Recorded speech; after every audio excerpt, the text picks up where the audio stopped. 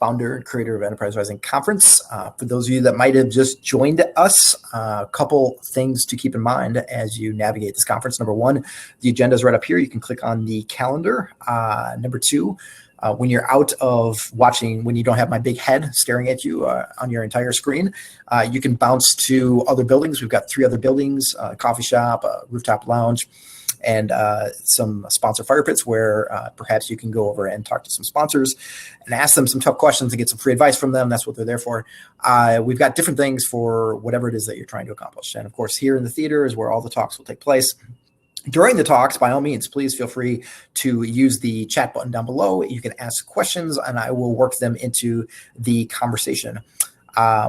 Before we bring up Renee and Dan, which I am absolutely stoked for, I first want to take a couple minutes and chat with one of our sponsors, Suzanne from IDA, who is now a two-time sponsor of Enterprise Rising. So we're super thrilled to have them back again this year for this crazy experiment called Enterprise Rising Online. And hello, Suzanne. Hey, can you hear me, Casey? I can hear you perfect. It's good to see you. Just making sure I wasn't still on mute. Thanks so much for having me back again this year. It's great of course. You all again. Well, thanks for being a part. Thanks for supporting the entrepreneurial community as always. Yeah. So you're actually in Chicago, is that right? I am. I'm living here in Chicago, albeit in semi-lockdown. Cool. So let's talk about IDA. Let's talk about what the firm does, or I guess it's not really a firm, but what is IDA? What is IDA? What do you refer to it as? Is a company?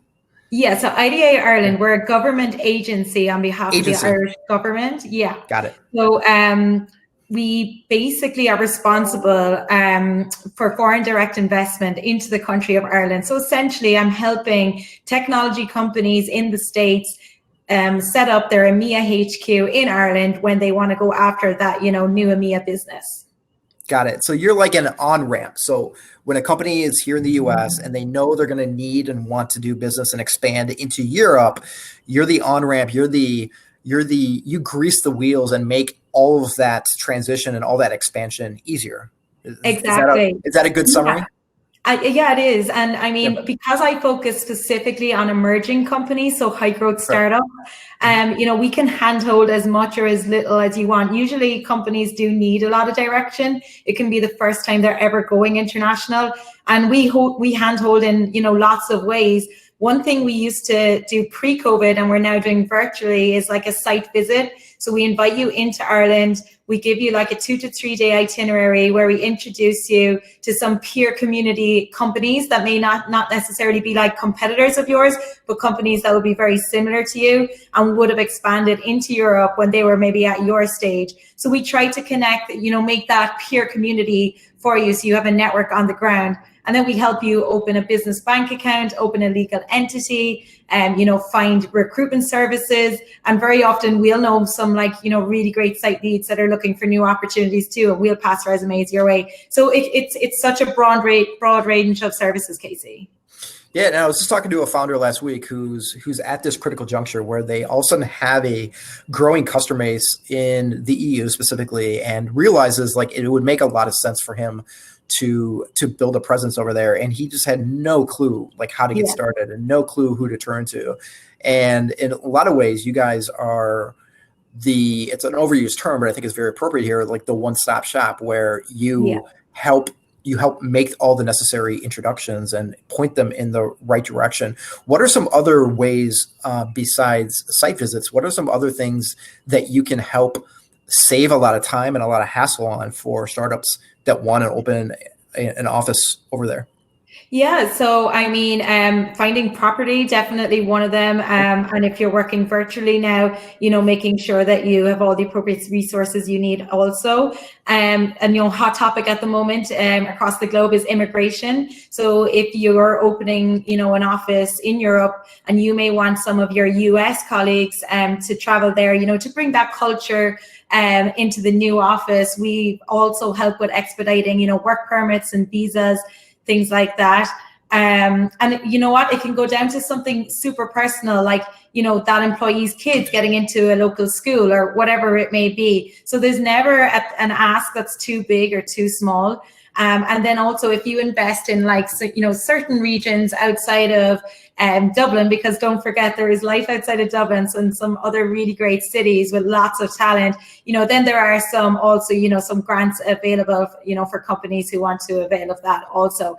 And the company you just mentioned, if I can touch on a point you made there, that, Sure. they started to see some of their revenue already come from EMEA, that can be obviously a very big pull factor for companies, and the light bulb goes off. And a lot of our clients would say that they noticed 15, 20% of their revenue started to come from EMEA, and they were like, hey, what if we actually had people on the ground there? So that's a big pull factor. And then push factors could be, diversifying your talents, whether that's like software engineers and you want to see what other talent is available in other countries. That's a big push factor.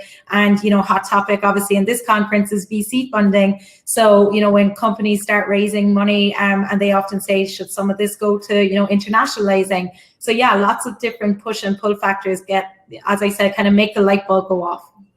And so you've said the word MIA twice, but I admit I don't know what MIA is.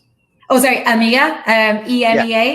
Yeah, sorry, I'm probably saying it in my fast Irish accent. That's all right. So yeah, basically, the EMEA marketplace, once you're a member of the EU, you can, travel and do business within that EU jurisdiction. And obviously with, England now leaving, and we've all heard about Brexit at this stage, Ireland is now the last English-speaking country within the EU.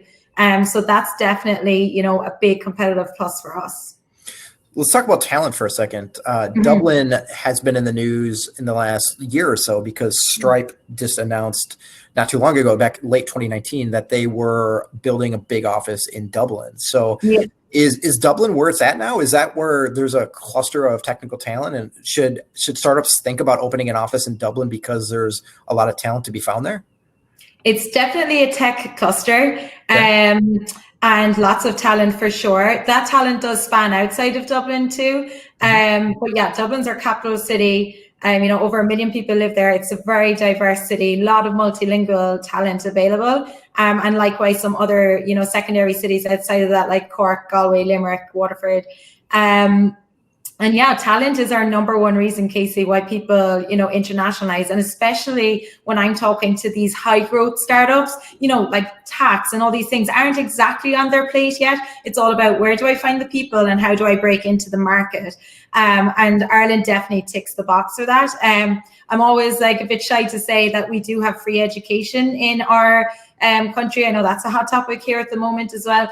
But because of that, we have, a very highly educated, flexible, and a very young workforce in Ireland. 60% of our population have a third level degree and are below the age of 30. So there's just such a great abundance of talent. Awesome. And what are some startups that you've worked with in the past that people might be familiar with?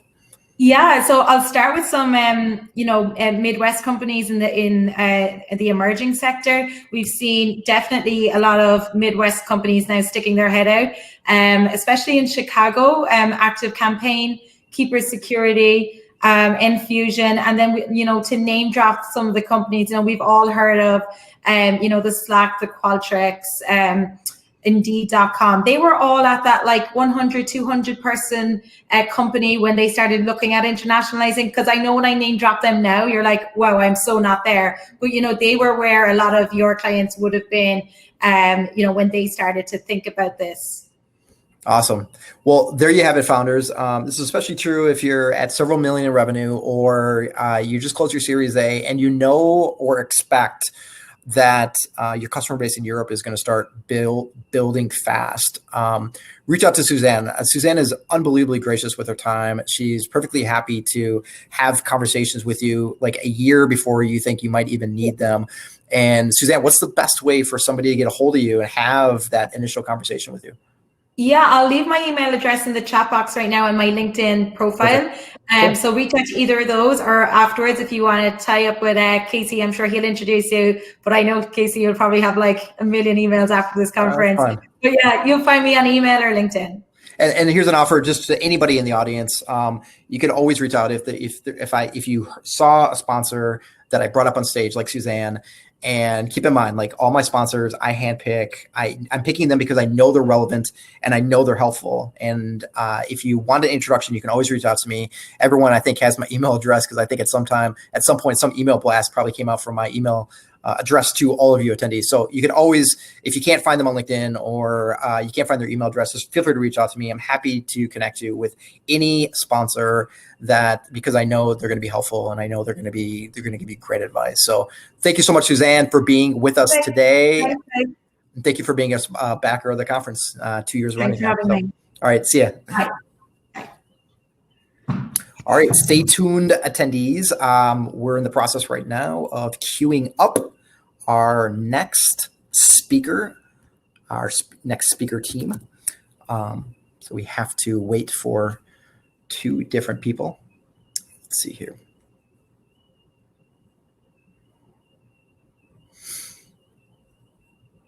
Sorry, Kevin, I didn't see your question in time. Does having a presence in the EU help with hiring remote workers across Europe? I would assume so, if nothing else, because having a recruiter on the ground that might already have a built-in network might actually be of massive help versus having your head of recruiting in Minneapolis or Chicago or Austin or Kansas City. But that's merely me taking an educated guess. But thank you for the question. For anybody that might have or think you might have a question for Dan and Renee, we're going to cover a lot of ground. And the title of the talk is something like it's all about like keeping your shit together as a family. I want to you might want to go ahead and throw a question in right now because I'm going to go very deep with them. We're going to be pretty focused on the conversation at hand, and getting questions in early drastically increases the chances that I can get your question worked in. I just got a note from my team here that we are working on getting them up on virtual stage. So stay tuned.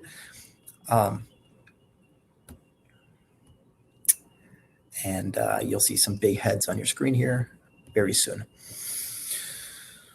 And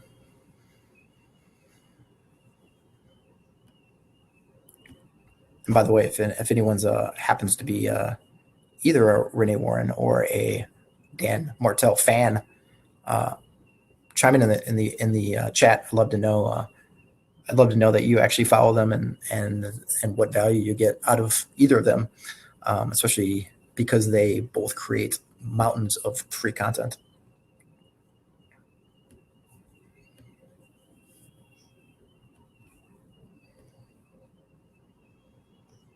Tim says, I've been reading Dan's videos and reading his blog posts for years. Super interesting guy. He is super interesting. Dustin is asking me, how do I keep my voice in good shape for this?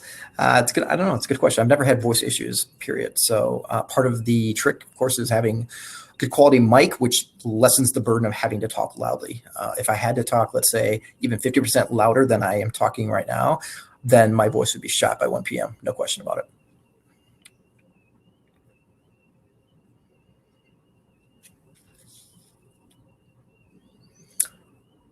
Just a reminder to everyone that these talks are going to be recorded, and I don't know when exactly we'll have those ready for you, but you can assume that sometime in the next week or week and a half, you'll get an email with all the details and all the links to these talks so that you can rewatch them at your leisure.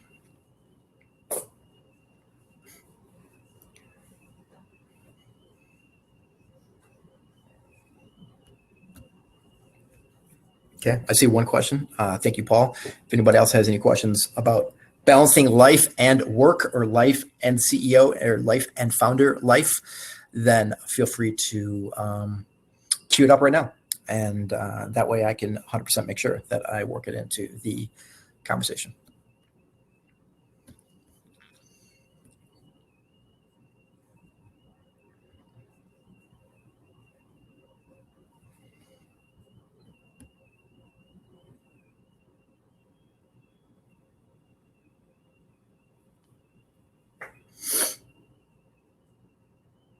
If you have kids, chime in on the chat. Tell me how many kids you have. I'm curious. And for those of you that don't have kids, I think this talk is still going to be very relevant to you for two reasons. Number one, that may not always be the case for you. And number two, it will make you a much more effective friend and potential advisor to your friends that are founders and CEOs that have kids. Not necessarily that you are dispensing advice, because probably will not be very receptive to advice on raising kids as founder CEO if you yourself do not have kids. But it does make you a better tour guide in terms of being able to point them to resources or people that might be able to help them through hard times.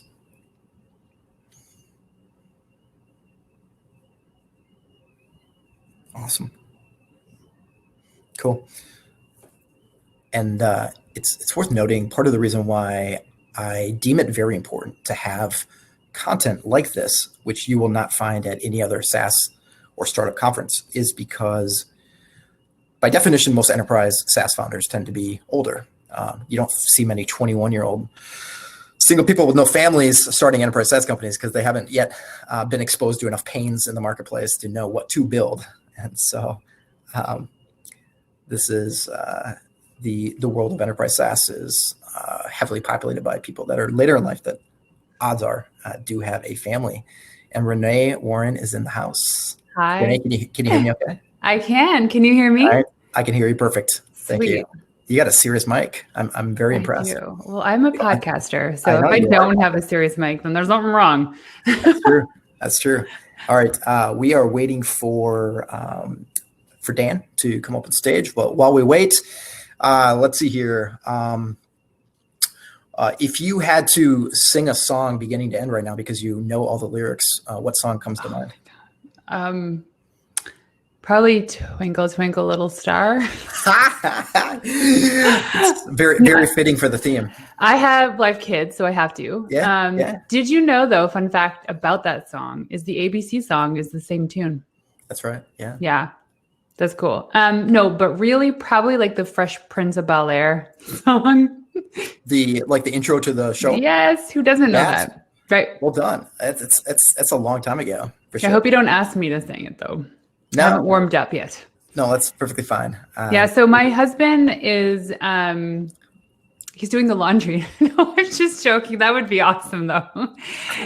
I think he's probably trying to connect because he knows we're supposed to be on here. So I don't know. We can talk about him right now. Are you guys both in the house together right now? We are. Yes. In two separate rooms. Yep. Okay. Cool. That's awesome. I feel like it's the best way to do it. Oh, for sure. Yeah. For sure. Yeah. So he's joining. This is great, though. Thank you so much for having us.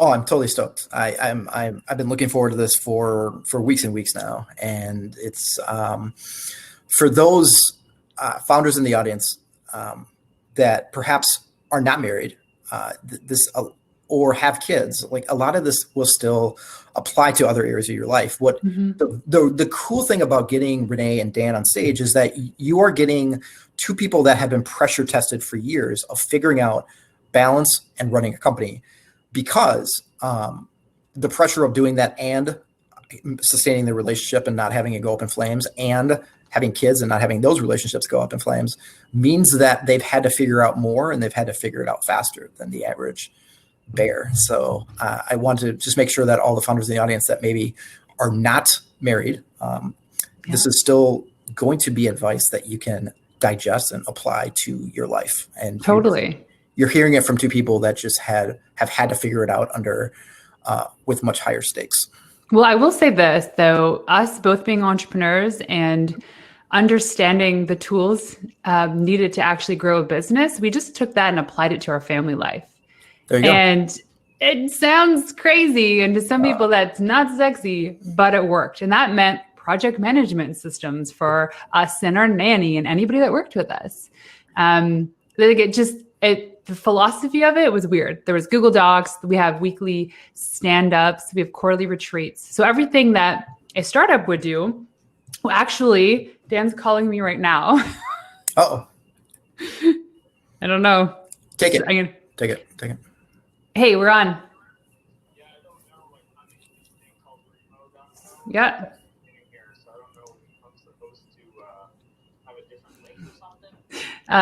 You can click on the link from Casey this morning that says join the event platform here. And everyone's listening to me coach you right now. It's all good. That's what you do. Yeah, this morning. Casey Allen.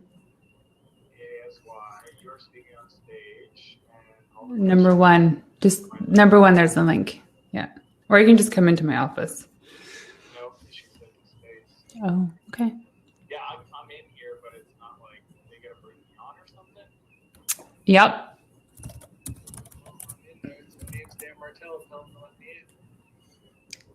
I guess Dan's probably in. Yep. On the floor. Yep. And Dan, top right corner, click on theater. Top right corner, click on theater.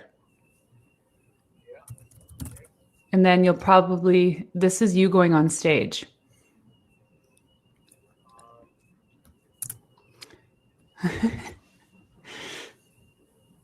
I had this as well. We figured it out though eventually. Yes, click that. Right, Dan is on his way up. He's getting mic'd up. Love it. Yeah. Do you teleported to the theater? Yep. Okay. I'm bringing Dan up right now.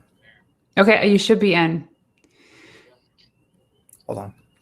Oh, he's bringing you in. Yep.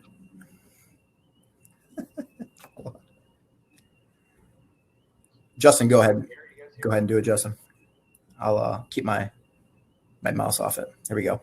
Okay. Give it a second. He'll appear, and the games will begin. The games will begin. You should show up soon.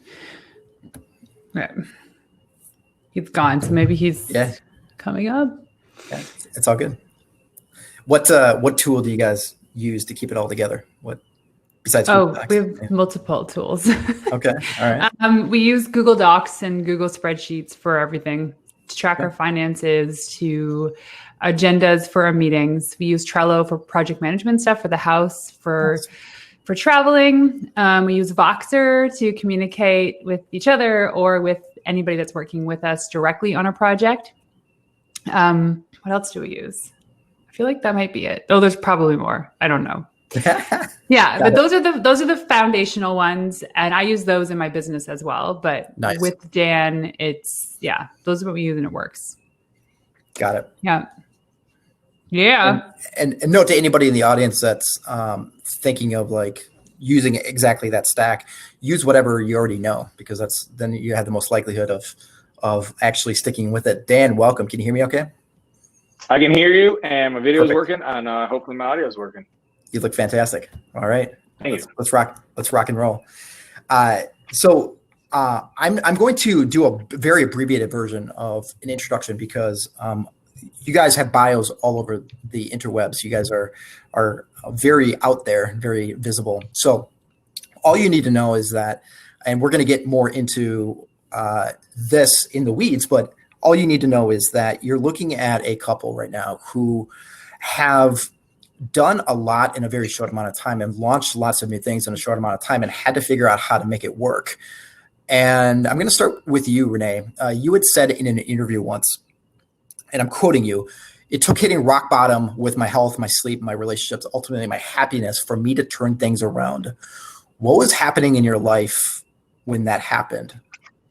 I decided that I wanted to marry Dan. No, there was actually a pivotal moment, and I remember this all too well. So long story short, Dan and we had our babies really close together. So I was 8 months pregnant with my first son, Max, when I launched my agency. And then 11 months later, we welcomed Noah. So in all that time too, Dan was, I think, Clarity was being acquired. He was on plane rides. We were literally high-fiving in the airport. Like, there were moments where we could just put out our fingers and high-five each other. And there was this one day, I don't even know how old Noah was, but he may have been 4 months old. And I did the morning drop-off for the boys. So they were like just babies. And Noah fell asleep in his car seat in the car. And I was just on autopilot. I dropped Max off at daycare, dropped the kids off at daycare, and then I drove to the office. And when I got to the office, something in me was like, I forgot something. Was it my laptop? Was it my phone? And I looked in the back seat, and Noah was still there. I forgot to bring Noah into daycare. And I could only imagine what would have happened. However, daycare probably would have called me at some point asking where Noah was. But that to me was like, okay, wow, what has gotten me to this point? And before that, there were instances and I was like, I actually backed my brand new car into the front of Dan's car at one point, and his headlight was on a neighbor's lawn. And all of these little things added up to big things. And I wasn't happy. I wasn't healthy. I was eating like crap. I wasn't working out. And I said, this isn't right. And I mean, even Dan he was not healthy either. I think it was like the biggest he's ever been.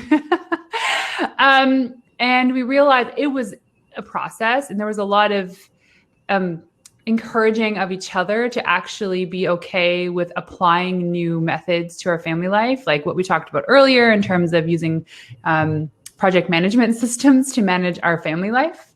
But it was that moment I was like, whoa, okay, this is like, I get the mummy brain. I get it. It happens. But this was next level. Like I wasn't just not functional at all and not sleeping, and just like health just wasn't good. I was like the skinny fat person, skinny but fat, so not good. And I wasn't very nice. And Dan might argue that today is probably the same thing. Some days I'm hazardous, but the whole point was that I knew that this was for me the lowest it can be. My business was growing. So for me, we have 3 buckets: health, wealth, and relationships. For us, like the wealth side was doing well, but the relationship and health sides were not good whatsoever. And arguably those could be the most important pillars in your life.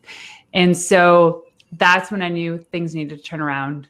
And how I did it was really slow, but I ended up becoming probably the fittest I've ever been in my life, because I knew that was the upside to working out all the time and eating well and sleeping well.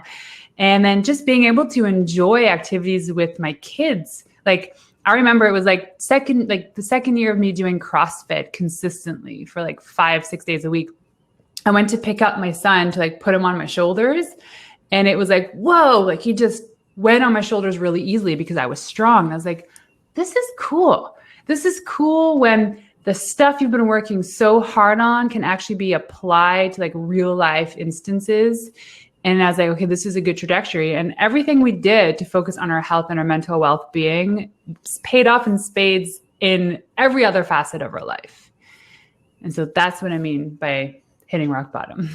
Awesome. So we're going to get super deep into a lot of strategies and tactics during this talk.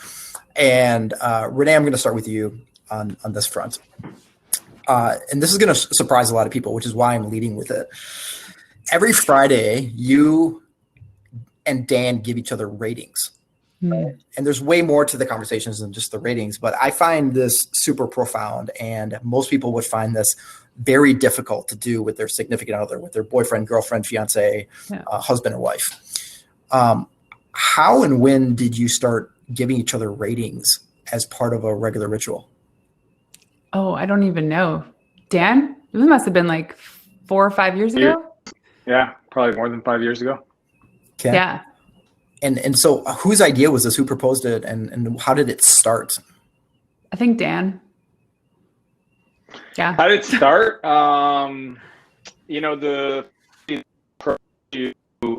Building an epic relationship with Renee and my kids is I just what works in business. I think business comes down to managing emotions and measuring the right things. And I feel like our lives are very similar, involves emotions and people and aspirations and whatnot. And when Renee and I built, essentially 2 companies, had 2 kids, built 2 houses in a 2-year period, that was the breaking point. I was 45 pounds heavier 7 years ago. So yeah, I know Peanut's like, really, you lost that much weight? And I show her picture. She's like, holy shit.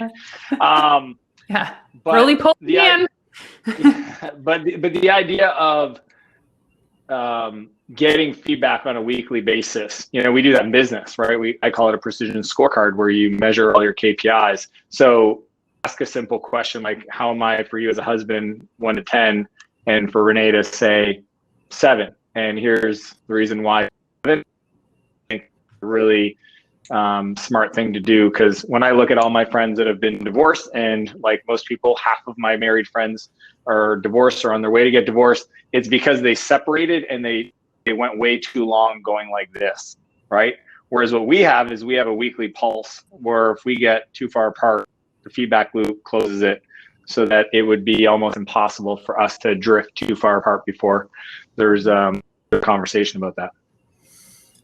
And Dan, so the conversation that the ratings take place in is it what you call the weekly family meetings? Is that right? Yep. Yeah. Every Friday, 11:30. So unpackage those meetings for us. What is the structure of those meetings? Yeah. Well, I mean, I would in my companies. Every one of my companies has a weekly meeting at the executive leadership level and the senior leadership level. So it follows a similar cadence, but we look at, the first question is wins for the, because we're both, like, the cool part is once a week we get to synchronize on stuff you have a chance to share, right? Like, that's always fun. So we should talk about wins. Then we talk about, how we've been showing up for each other. Then we get into core values, quarterly goals, finances, financials. So big thing I believe in is that even though I manage the financial portfolio, Renee is part of those conversations and understands on a weekly basis where capital's going. If something should happen to me, we've got a structure in place, but she should be able to kind of understand the methodology behind it, and she does. Like how it's doing, so we are very transparent about that. And then we get into travel schedule, or core, so core values, then travel. So we do a 6-week,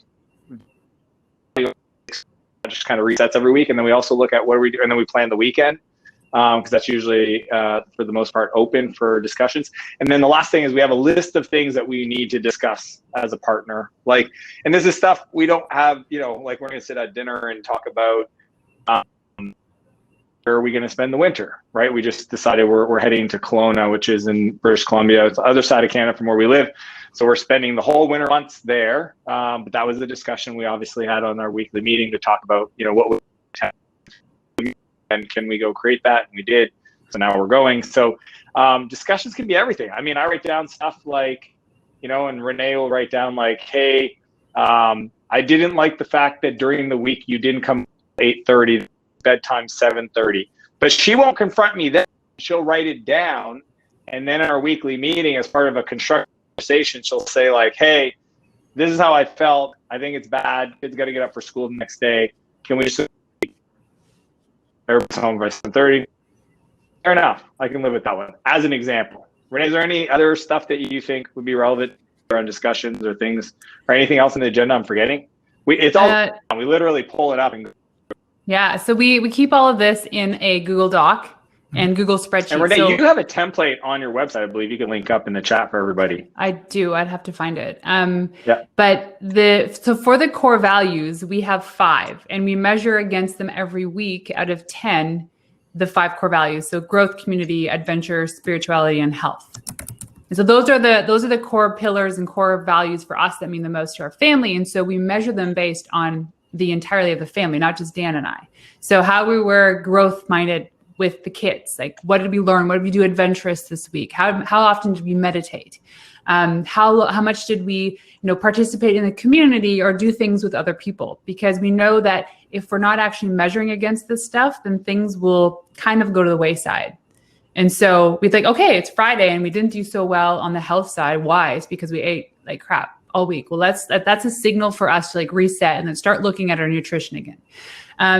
And so if we're not looking at this weekly, then this is where, like the 45-pound heavier Dan was there, because like there was nothing for him. He wasn't measuring against anything. He was letting life happen to him. And I was the same way. And so this is being proactive for ourselves, but in a relationship and as a family. Got it. Renee, what happens when it's a particularly bad week and Dan has earned a 4? Do you guys have an agreed upon method of delivering that, or a way that you package that so that it's very rare. I can one finger maybe, or 2 fingers in a week. Like that's very rare. I mean, even a somewhat rare. My goal is 9+. That's like one So of we my, actually literally my have- quarterly goal, 9+ from Renee Yeah. every week. So in our own goals, individual I'm an quarterly epic cousin. goals. I'm just, Casey, I just gotta say this, okay? Mhm. I cook Renee breakfast every morning. I pick up the kids at night. I take care of them most of the week. I am like, I think I'm a pretty epic cousin. Was I always? No. But that's what happens when you get a feedback loop, because she'll go, well, this, perfect, I can solve that. This, got that, solve that, boom, got this. Now, but she still got a few, Oh, right? there's Like a lot of I chew stuff my you can do. food. Like literally, I chew too loud for Renee. If that's the level of stuff we're debating about, those are called champagne problems. There's actually a thing called mesophobia, which is the fear of the sound of people chewing. So, hey, if you guys got this in the comments, let me know. No, and I will say that Dan or I would not have been able to achieve these like legacy partnerships without having put in that work and without having like a process and systems for how we do things. Even like changing a light bulb in our house, there's a SOP for that. And while some people think, oh, that's just absurd, like it's your family life, but to us, it's important because it ends up saving us time and headache in the long run. And we want more time because we want to be with our kids more, which is the time we lost when they were younger because we were both traveling or working on our businesses or, doing all the things outside of the family time. So we realized, oh my gosh, this is so important. They are only so young for so long and we want a great epic relationship. So what do we got to do to make that work? And I had a friend recently, I told him, Renee and I do date nights every Thursday night. And they're like, I couldn't afford that. And I said, like, oh, good point. Just saying, like, say, oh, that's too much structure. That's fine. I literally have one of the best relationships in the world with that woman right there. Okay. Hands down. I'm not boastful. I'm not bragging. I know. Okay. I coach some of the best entrepreneurs in the world. They're all married and trust me. So I get but it was because of like hundreds of hours of effort in investing in our relationship and working through some really challenging stuff that get to enjoy that today. And it's special, right? And it's that foundation that everything else can be created on top of. Yeah. If I say like the foundation for a healthy life is a good night's sleep, people are like, how do I gain muscle? I'm like, you know what? Just start with working on your sleep. Get that down, then work on the next level.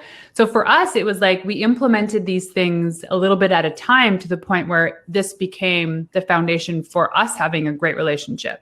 And when mom and dad are good, the kids are good. Let me tell you, it's like the days that we're just like, we're having fun and life is good for us. That energy is like, it's within the walls of our home and the kids are happy and they're thriving and everybody that comes into contact with us. So for you to have a good relationship with the person that you love is you're actually giving back to all the people within your circle and community as well. That's well put. And so you have a family stand-up. Dan, you guys do a couples retreat once a quarter. What does the playbook for the couples retreat look like? Well, we just did one 2 weekends ago, jumping in my McLaren, going on a road trip. That's my favorite. So we just did the Cabot Trail, Nova Scotia. But every quarter, again, just like I do in my business, we review our goals. Like, how do we do this? Learn about the family and the structure. What are we liking? What do we want to get done in the next 90 days, right? So it's Q4 now. Working what's not, reset the goals, personal, health, spiritual. Like Renee does drum lessons every Tuesday. I'm training for Lons and Ironman. So like there's a lot of personal stuff that needs to be figured out. There's business stuff. We review at the end of the year is a fun one because we do our vision boards and kind of like, allow ourselves to have these things called imagine sessions where we just kind of imagine the what ifs. And then we just tackle the bigger problems, like the things on, what do we want to do?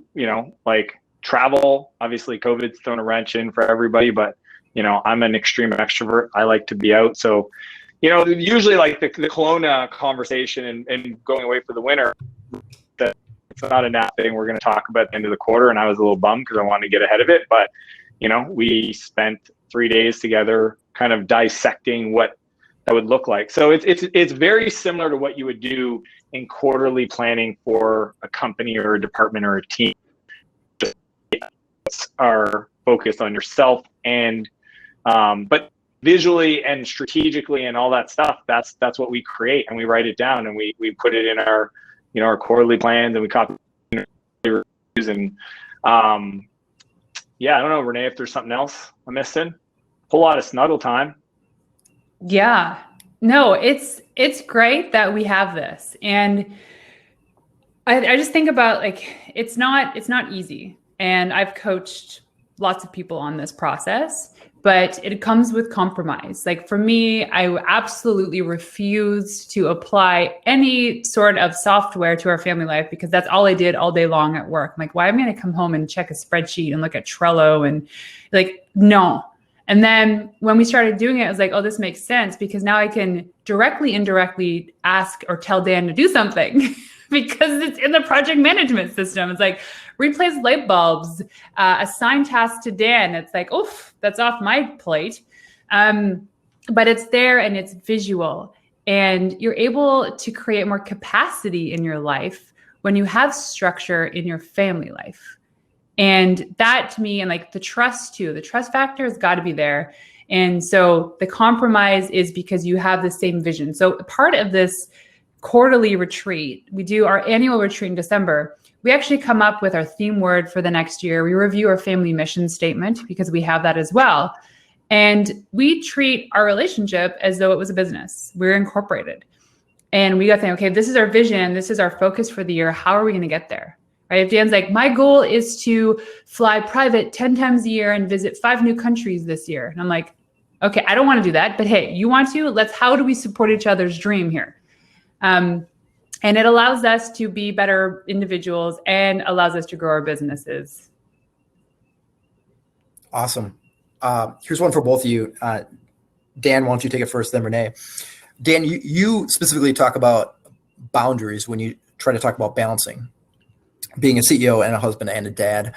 How would you advise founders to think about boundaries and actually make boundaries that they will actually stick to? Well, so I have this concept called block time. So look, at the end of the day, Casey, it requires discipline. And that's a whole separate topic, but most founders are not disciplined. They make commitments to themselves and they don't hold up to them. I think that's its own problem, right? But let's just say true on it, meaning that if you say you're going to go to the gym 5 days a week, you go to the gym 5 days a week. It's not 4, it's not 3. Like there's this whole thing. I only people that are high performers, and I don't deal with that. There's this whole level of people that just need to act like adults. Okay, so let's take how does it work? It has to go in the calendar, right? So, for example, everything that I want to get done, I call it the perfect week. I designed my week, okay, in regards to buckets of things that happen, right? Right now, I'm doing a program called 75 Hard. I'm also training for a marathon. That means on a daily basis, there's a workout at 7:15 to 8. That's my first 45-minute workout. And then I got to do an hour and a half run and a 30-minute bike, which I just finished doing. Those are in my calendar. Okay, but what else is in my calendar? Well, Monday is my one-on-ones with all my direct reports. All of my coaching conversations with clients, all of my business partner meetings, my empire building, like everything's there. Picking up the kids at night, going and hanging out, date nights in there. Wednesday's my nights off. Renee has her nights off Tuesday. So like everything is in the calendar and we honor the calendar. So there's no, and what's funny is like, are so they're not proactive, they're reactive. And Renee and I literally design our quarter. So we say, what do we want to do this quarter, these next 90 days? Well, this weekend, this week. I have a 1-page sheet, okay, that has the whole year, and I can actually show it to everybody. And it shows the months that Renee and I, we literally design the whole year so that we design exactly what we do throughout the whole year. right? Now it's private. I'm not going to show everybody, but it's one page and it's all there. So all the weekends are designed, Renee's events, travels, my training, her training, like whatever we want to do. Renee wants to do girls weekend in Miami, it puts it in the calendar. If I want to do, my Ironman in Tremblant or whatever, it's in the calendar. And then that way we can actually like see it and does it feel good? Are all these decisions, heck yeah, decisions? I think a lot of people spend time on stuff that aren't F yeah decisions. And that's one of Renee's and I rule. It's really simple. It's like, hey, we have this opportunity to go to this thing. I'm not feeling it. We don't do it. Literally, if we're not both F yeah, we don't do it. So there's a lot of that kind of stuff, but you don't get to that level without the structure. So if you don't design your week first, put the buckets that you want to get in, all the big rocks, then you're reacting to the world instead of proactively designing the life you want. Renee, any advice that you give particularly CEOs or coaches that are founders that you coach around block time or boundaries? And yes, because I'm sure they all struggle with it at the beginning. Yeah. So the question I ask them is, if I was to take over your calendar right now and the free space is silly time, so any free space in your calendar is considered silly time, how much of your day would be silly? And they're like, oh, wow. They look at their calendar. I'm like, no, show me right now on the screen. And most of the time it's like 80%. And they're like, well, if it's not a meeting, why do I put it in there? It's like, exactly, because if somebody is going to manage your calendar, which if you become a successful entrepreneur, somebody will eventually manage your calendar. And so you have to put those things, even if it's like prepping for a podcast interview, you put it in the calendar almost as though it's a task, but you have to time block it. So for me, I have like free discovery calls and Calendly links all over the internet for people to book a call whenever there's a free spot in my calendar. And I have to block out certain days. Like I don't do coaching calls on Mondays and Fridays because I know those like Fridays are the makeup days, Mondays are creative days.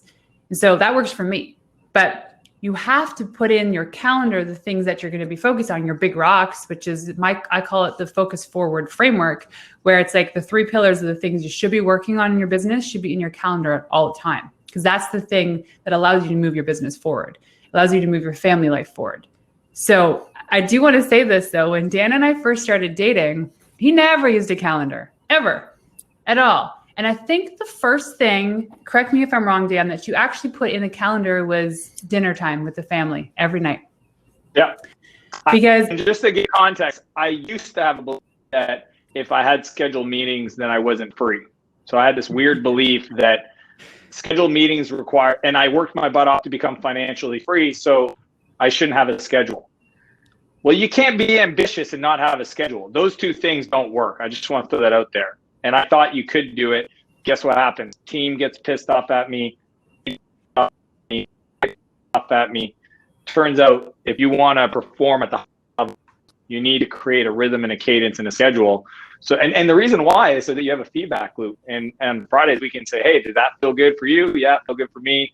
You know what? Let's change this, and this. Perfect. I mean, Renee and I have tweaked our to organize. She's like, hey, drum out Tuesday, move my Thursday nights off to Tuesday. Perfect.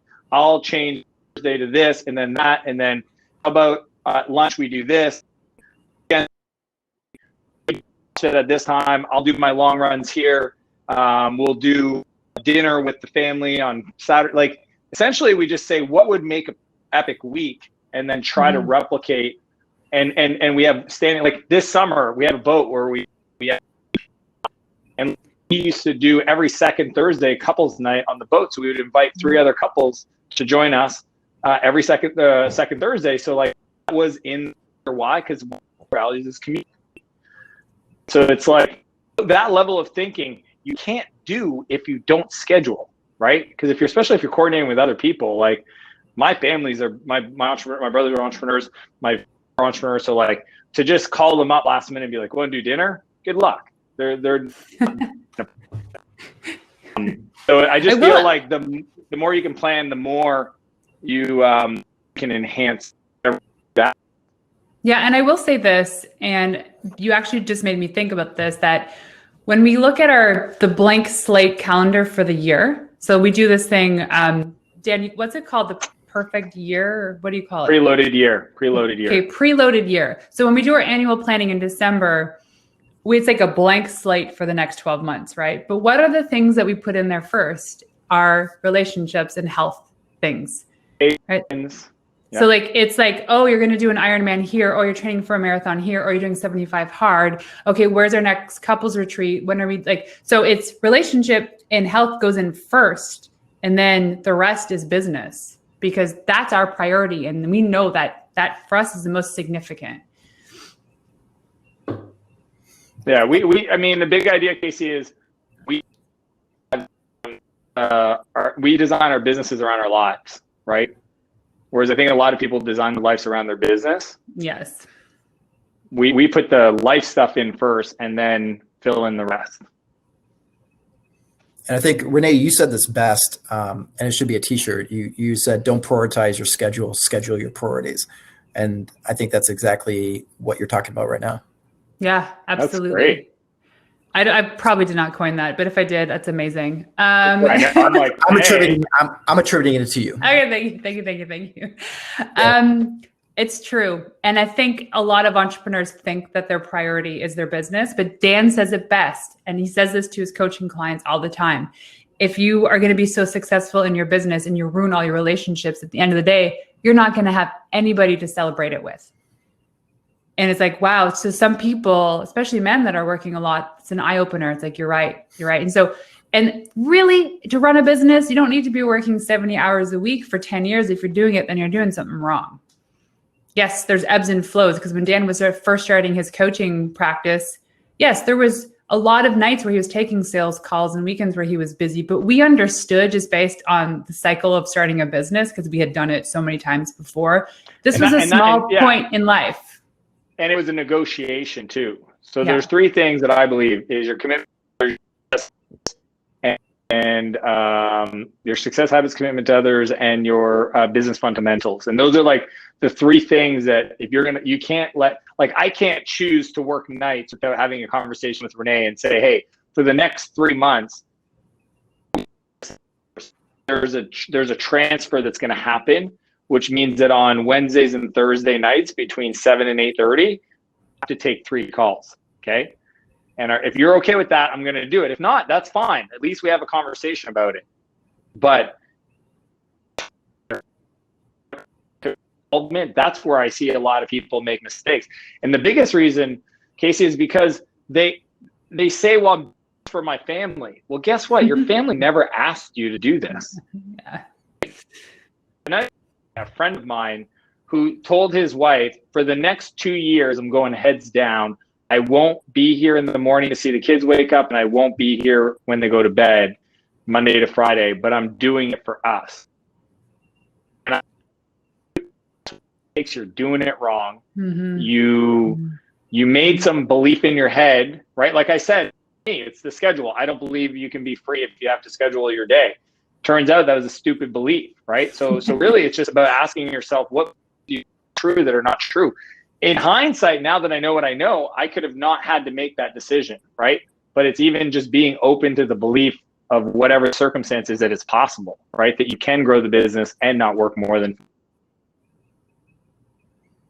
And I just want to add to those in the audience that I think that narrative in your head is incredibly persuasive in guys that are entrepreneurs, just to make it more concrete in the eyes and ears of those that are attending this conference. Over these 2 days there's been 5 speakers that were CEOs from day one to exit, that gotten the company sold. 5 CEOs. Of the 5, 3 and maybe 4, but at least 3 of them all got divorced, and they all got divorced year 3 or year 4 of their startup. And so there's probably a lot of narrative around, I'm doing this for the family, that actually destroy the family. And so that's something to keep in mind. I just want to make this more real in the eyes and the ears of those attending. I want to keep moving. Dan, you what is grounding, and what does that actually look like in real life to you?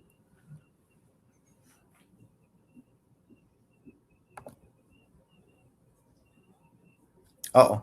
Stay tuned, guys. Hey, Justin, do you want to pull them?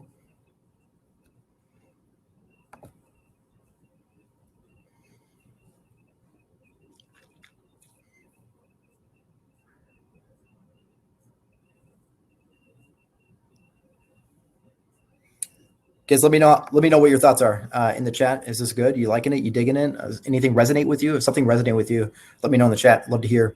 Also, if you have any Q&A, we've got 5 minutes left. There's a small chance I can work it in. So give it a whirl.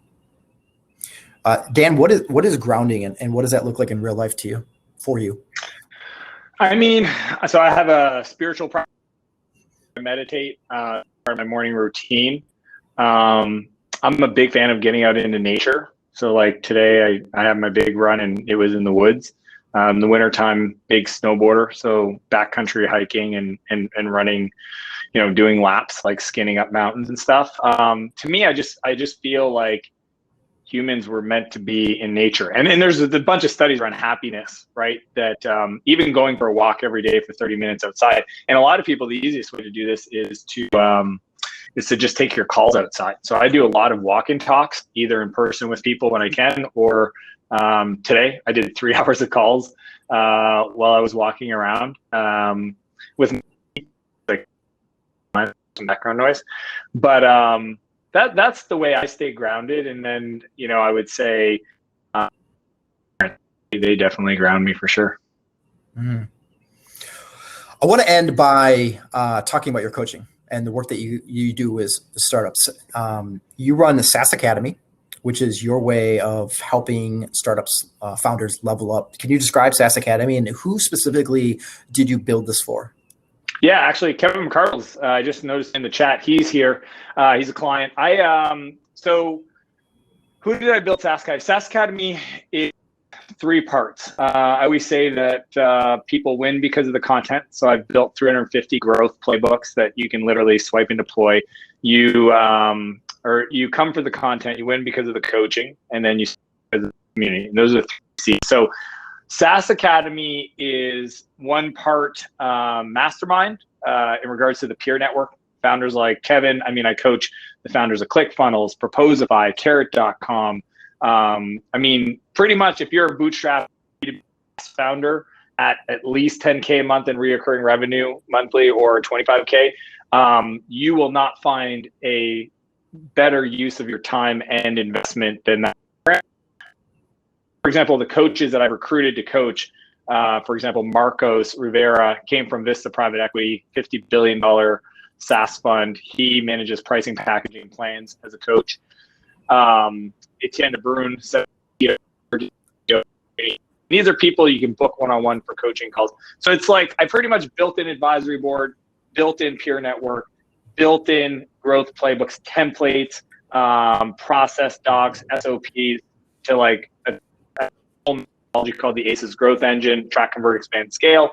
And at the core of those 3 pillars is what I call the perfect exit. And that's what I help my clients do. I've had 13 clients exit their businesses for, between 6 and 10x multiple on revenue, becoming incredibly wealthy through that in that process. And that is my mission in life. I don't watch team sports. I'm weird like that. I'm a guy that doesn't watch football, basketball, or anything. I spend 16 hours a day outside hanging out with my family, talking about scaling software companies. That's, you can ask Renee, that's all I talk about all the time. Business and is I love a sport to him. Yeah. And I'm focused on becoming master level. Like I study it, reading it from 5 a.m., studying, talking to the world's best people, and SaaS Academy is my outlet to bring all that to a group of people that are committed and driven and are ambitious about their growth. Renee, you said it's your mission to help 1 million female founders become entrepreneurs. What does your coaching look like, and who exactly what kind of entrepreneurs in your sweet spot? So, Dan has been an inspiration. So I work with first-time female entrepreneurs to help them launch and grow their dream business. And so in my last company, I actually interviewed over 100 entrepreneurs and asking them what is their biggest pain point when first starting a business. And it was they didn't know what to do, and imposter syndrome. And I was like, I know how to help them do this. So I took all of my years of experience in running a restaurant, in running agencies, to taking that experience in coaching first-time female entrepreneurs, because I feel like there's a large subset of the population that are not just being served with these groups and the digital programs and the coaching that I provide. Awesome. And you also started Family Academy, which was your way of content out there to help people that are also entrepreneurs with a family. Yeah. Is that right? Yeah. So that was that's a little bit shelved right now. That was really the seed to the business now called We Wild Women. And I want women to become more wild in starting their own business. And the reason why is because I believe that there need to be more women in positions of power, CEOs in politics, as entrepreneurs. And because I understand the small business space and entrepreneurship, that's my vessel. And so I hope to one day be able to inspire over 1 million women to take that step. Dan, what is it like being married to such a badass? I mean, I don't even know how to say this without getting emotional. Having somebody that believes in you, backs you, supports you, pushes you, is your best friend. I don't know, man. Like in the book Think and Grow Rich, Napoleon, like one of the most important decisions you can make, and I just feel like I got crazy lucky. Well, they say behind it's every strong man is a stronger woman. Amazing. Well, thank you so much, guys. Everything you're doing is inspiring tons and tons of founders to be better people, not just better founders. So thank you for the work that you're doing. Thank you for carving out the time. I know that everyone listening today, but more importantly, the people that will watch the recordings afterwards are going to get tons and tons of value out of this. So thank you so much. I'm very grateful that you guys were willing to carve out time. Thank you for being here, despite all the technical glitches, and best of wishes to your family and your 2 sons. Thank you so much for having us. Have a great day. See you guys. Bye. All right, everybody. Hang out. Don't hang out. Go take a break. We're going to take a break, 35-minute break. We're going to meet back here at 105. So feel free to leave the theater, get out of the theater, go check out some of the other buildings. You can click on them in the top left corner as soon as this window shrinks. And we'll see you back here at 105 for more sassy goodness. See you then. And also, by the way, let me know what you thought in the chat. I want to know what your takeaways were. Did you like it? Maybe what didn't you like? Totally okay. All feedback welcome. I want to hear in the chat.